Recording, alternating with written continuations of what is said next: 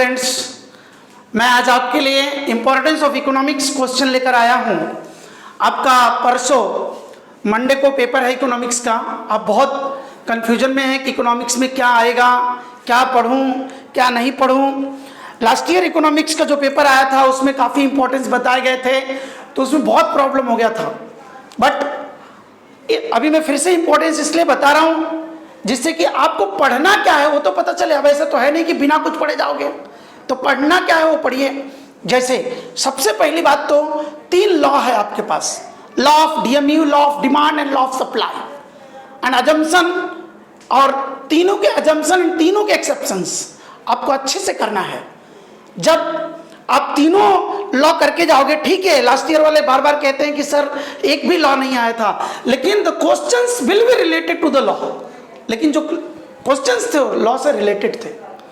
Assumptions directly law नहीं पूछा था, बट लॉ के ऊपर क्वेश्चन पूछा था। तो आप अगर पढ़ के जाओगे अच्छे से, आप पढ़कर गए हो तीनों लॉ, तो तीनों लॉ आपको हेल्प जरूर करेगा बोर्ड में। ऐसा नहीं है कि नहीं आता है, ये नहीं होता है। इंपॉर्टेंस बताने का मतलब होता है कि आप अगर उसको अच्छे से पढ़ेंगे तो कहीं ना कहीं वो इंपॉर्टेंस कवर होता है। जैसे आपको पता है micro economics and macro economics का डिस्टिंग्विश जो है वो आना ही आना है। अगर डिस्टिंग्विश नहीं आ रहा है, इंपॉर्टेंस ऑफ माइक्रो इकोनॉमिक्स आएगा, फीचर्स ऑफ माइक्रो इकोनॉमिक्स आएगा, इंपॉर्टेंस ऑफ माइक्रो इकोनॉमिक्स आएगा, फीचर्स ऑफ माइक्रो इकोनॉमिक्स आना ही है। तो माइक्रो और मैक्रो पे क्वेश्चन बोर्ड वाले को कवर करना ही है। तो आप क्या करोगे, माइक्रो इकोनॉमिक्स और माइक्रो इकोनॉमिक्स का डिस्टिंक्शन अच्छे से पढ़ के लो, अच्छे से पढ़ो, पूरा पढ़ कर लो। पूरा जब आप डिस्टिंक्शन पढ़े रहोगे तो कहीं भी आपको जरूरत पड़ी फीचर्स में, इंपॉर्टेंस में, the words will help you, the sentences will help you, so that पहला काम आप करेंगे micro economics and micro economics का डिस्टिंक्शन याद करके लेंगे, उसको पढ़ेंगे। उसके बाद मैंने लिखा है इंपॉर्टेंस दोनों का, माइक्रो का भी इंपॉर्टेंस और मैक्रो का भी इंपॉर्टेंस अच्छे से पढ़ लेंगे, अच्छे से। फीचर्स आएगा तो आप थोड़ा लिख ले जाओगे, इंपॉर्टेंस कर लो, डिस्टिंक्शन कर लो। सेकेंड चैप्टर में हम लोग आते हैं, तो सेकेंड चैप्टर में है फीचर्स ऑफ यूटिलिटी। बहुत सिंपल चैप्टर है। सेकेंड चैप्टर तो एकदम मजा ही आ जाता है पढ़ने में, आपको पता होगा, बहुत अच्छा चैप्टर है, फुल मजा आता है उसको पढ़ने में। आपने पढ़ा होगा फीचर्स ऑफ यूटिलिटी, फिर उसके बाद टाइप्स ऑफ यूटिलिटी आता है, आपको पता है form utility, position utility, types of utility है, वो टाइप्स ऑफ यूटिलिटी कर लो, वो आएगा।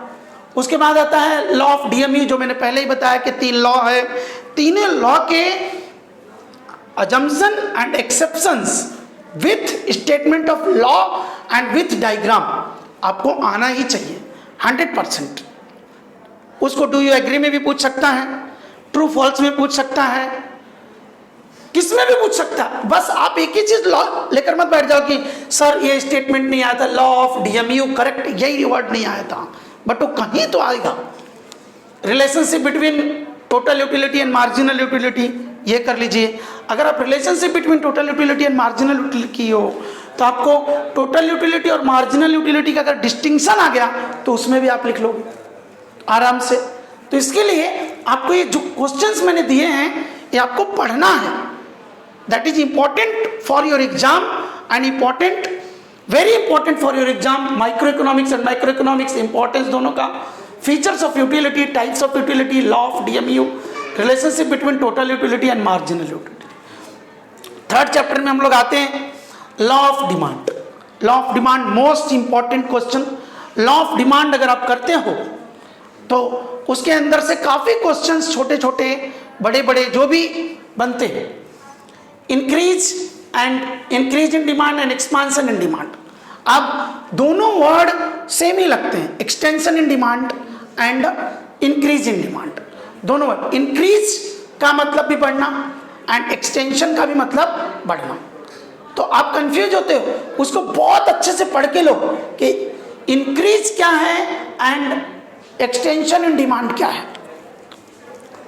एक्सटेंशन इन डिमांड क्या है और इंक्रीज इन डिमांड क्या है, दोनों का डिस्टिंक्शन आ सकता है। फिर डिक्रीज और कॉन्ट्रैक्शन का डिस्टिंक्शन अच्छे से पढ़ लें।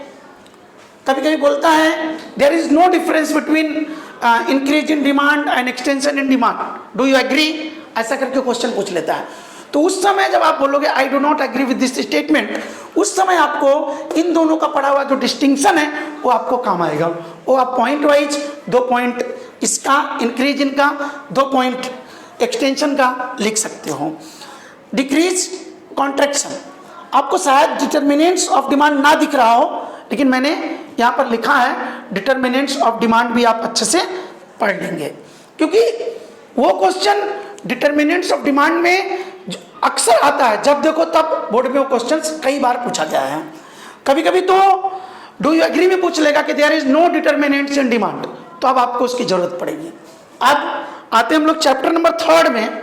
चैप्टर नंबर 3 में एक क्वेश्चन है types of price elasticity of demand. आपको पता होगा उसमें 5 डायग्राम्स हैं, 5 उसके टाइप्स हैं, वो अच्छे से कर लीजिए, अच्छे से करके जाओ। कभी कभी उसमें से एक ही निकल के पूछ लेता है, what do you understand by price elasticity of demand, ऐसा पूछ लिया तो आपको सब लिखना ही है।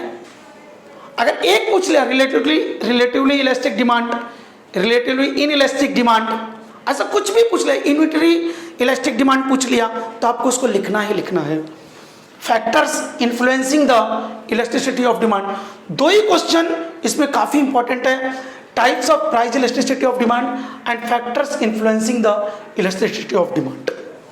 चैप्टर नंबर 4 पे हम आते हैं तो लॉ ऑफ सप्लाई। मैं पहले ही बोल रहा हूं पूरे बुक के अंदर जो माइक्रो इकोनॉमिक्स जो 6 चैप्टर है उसके अंदर पूरे माइक्रो इकोनॉमिक्स में 3 ही लॉ दिया है।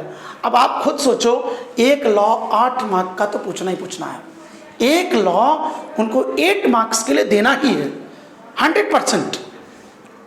अब लॉ ऑफ सप्लाई का अजम्पशन और एक्सेप्शन दोनों अच्छे से करके जाओ। अब लॉ ऑफ सप्लाई में आपने देखा होगा एक लॉ ऑफ सप्लाई में बैकवर्ड बेंडिंग सप्लाई कर्व है, बैकवर्ड बेंडिंग सप्लाई कर्व, वो आपको शॉर्ट नोट में भी अलग से पूछा जाता है, बैकवर्ड बेंडिंग सप्लाई कर्व। तो उसको विथ डायग्राम अच्छे से कर लो, ये नहीं कि उसको ऑप्शन में छोड़ दो बाकी 5 कर लो। टोटल 6 अगर दिया है तो बोलोगे नहीं नहीं ये बहुत बड़ा है इसको छोड़ देता हूं, वो बड़ा है उसको मत छोड़ो, उसको पहले करो, क्योंकि उसके ऊपर 2 क्वेश्चन बन जाता है। एक तो आपको अगर लॉ ऑफ सप्लाई पूछा है विथ एक्सेप्शन तो एक्सेप्शन में काम दे देगा, और अगर सिर्फ शॉर्ट नोट पूछा है बैकवर्ड बेंडिंग का तो उसमें भी काम दे देगा, वो आप कर लीजिए अच्छे से। Stock and supply very important, आपने पढ़ा है ये स्टॉक और सप्लाई पे डू यू एग्री में पूछ लेता है, supply is greater than stock लिख दिया तो आधे लोग लिख देते हैं ट्रू, पढ़े ही नहीं रहते। स्टॉक और सप्लाई का आप डिस्टिंक्शन पढ़ लीजिए, स्टॉक का थोड़ा फीचर दिया हुआ वो पढ़ लीजिए, सप्लाई पढ़ लीजिए, तो आपको पता चलेगा कि स्टॉक हमेशा ज़्यादा होता है, सप्लाई हमेशा कम होता है। तो ये चीज़ें आपको पता चलेगा। देखो आप जब बुक खोलोगे तो ऊपर एक आम के पेड़ का डायग्राम बना के दिया हुआ है, बुक खोलोगे तो उसमें दिखेगा, उसमें बताया है stock is what and supply is what. तो स्टॉक और सप्लाई अच्छे से कर लो। उसके बाद 5th लेसन में आते हैं हम लोग, उसमें फीचर्स ऑफ परफेक्ट कंपटीशन है, फीचर्स ऑफ मोनोपोली है, फीचर्स ऑफ मोनोपोलिस्टिक कंपटीशन भी है, टाइप्स ऑफ मोनोपोली भी है, क्वेश्चंस बहुत हैं, बट इंपॉर्टेंट क्या है that is most important. Features of perfect competition करिए, फीचर्स ऑफ मोनोपोली करो, फिर मोनोपोलिस्टिक कंपटीशन करो। ये 3 क्वेश्चन बहुत इंपॉर्टेंट है जो कई बार पूछे गए हैं, और मैं फिर कह रहा हूं आप लास्ट ईयर का क्वेश्चन पेपर देखकर नर्वस ना हो कि लास्ट ईयर हमने इंपॉर्टेंस किया था एक भी नहीं आया, लेकिन लास्ट ईयर का ये भी सोचिए जिसने ये इंपॉर्टेंस पढ़ा था उसने पेपर छोड़ा भी नहीं है, उसने सब कुछ लिखा, क्योंकि ये जो इंपॉर्टेंस पढ़ा है बोर्ड क्या करेगा, ये cut to cut same question नहीं देगा बट इससे रिलेटेड देगा। तो जब आप ये पढ़े रहोगे तो 100% क्वेश्चन अच्छे से लिख पाओगे। दूसरा वेरी इंपॉर्टेंट थिंग कि इकोनॉमिक्स का पेपर थोड़ा लेंदी है, तो आप ऐसा ना करें कि जो क्वेश्चन आपको आ रहा है, मान लिया किसी को लॉ ऑफ डिमांड आता है, बहुत अच्छे से वो पढ़ के गया था, सर ने बता दिया तो लॉ ऑफ डिमांड पूरा एकदम उसको रट्टा था और क्वेश्चन आ गया लॉ ऑफ डिमांड, अब वो भैया आधा घंटा लॉ ऑफ डिमांड ही लिखने लगे हो। अरे मेरे भैया 8 नंबर के लिए पूछा हुआ है, 8 नंबर के लिए पूछा हुआ मतलब इंटू 2 कर लीजिए, 16 मिनट में आपको क्वेश्चन कंप्लीट होना चाहिए। 16 मिनट में अगर क्वेश्चन नहीं पूरा हो रहा है आप बहुत गलत कर रहे हो, उसके बाद आपको कोई ना कोई दूसरा क्वेश्चन छूट जाएगा। Marks into 2 that is time, 4 mark का है आप उसको 8 मिनट ले सकते हो। 2 मार्क का है, 4 मिनट ले सकते हो, इससे ज़्यादा नहीं। घड़ी आप लगाए रहिए, टाइम देखते रहिए, नहीं तो 90% स्टूडेंट्स एग्जाम हॉल से निकलते ही पहला बात यही बोलते हैं कि मेरा 2 क्वेश्चन छूट गया। तो इसलिए प्लीज़ इकोनॉमिक्स का पेपर कंप्लीट करने पे ध्यान दें। अगर पढ़ा हुआ रटा हुआ क्वेश्चन आ गया तो भी उतना ही लिखें जितना उसकी ज़रूरत है, ये नहीं कि उसके पीछे आप लिखते ही चले गए। ठीक है, 5 चैप्टर के इंपॉर्टेंस मैंने बहुत अच्छे से आपको बताए हैं। अगले 5 चैप्टर का इंपॉर्टेंस नेक्स्ट वीडियो में मैं आपको दे रहा हूँ। Thank you, all the best for your exam.